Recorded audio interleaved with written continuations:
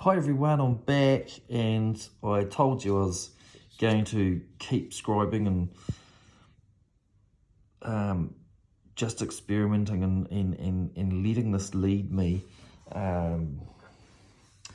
using some of my experiences, retracing the steps of that ancient prototyper and just working through this geometry is fascinating. Now you can see I've had a bit of a play here.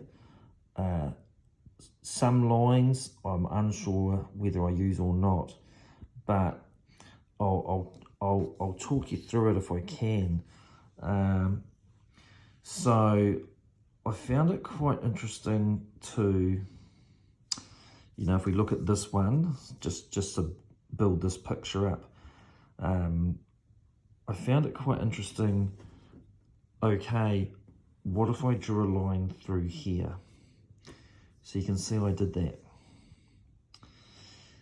And then I wondered whether there was a relationship between the width of the lobe and how far it went in to the center. And so I took this measurement here from this tip to this center point, and I projected it out to here. And then I applied the curve of the same circumference, and it gave me that point. And I liked that. And I did the same there. And I liked that.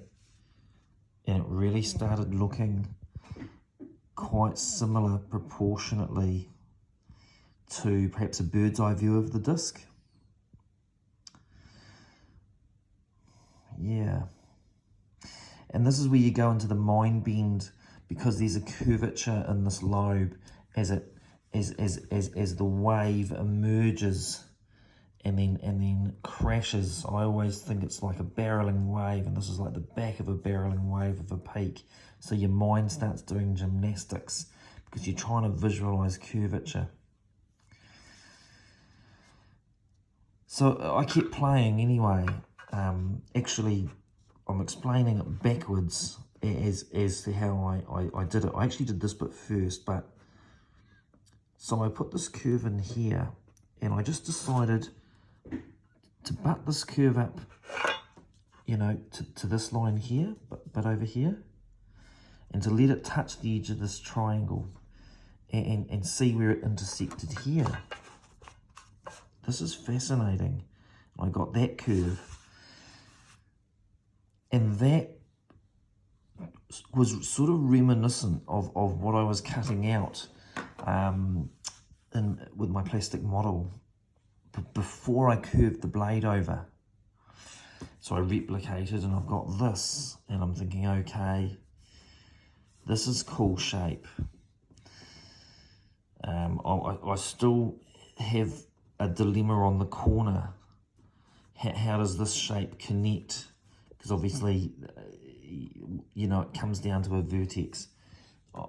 I'm yet to explore that connection, and we had this discussion as I built the disc in my earlier videos. And, so I was a bit puzzled, and I thought, have I stuffed up? I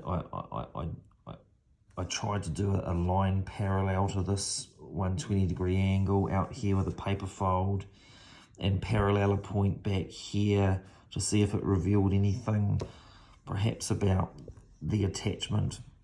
Anyway, I got a bit frustrated with that, and I haven't quite figured that out.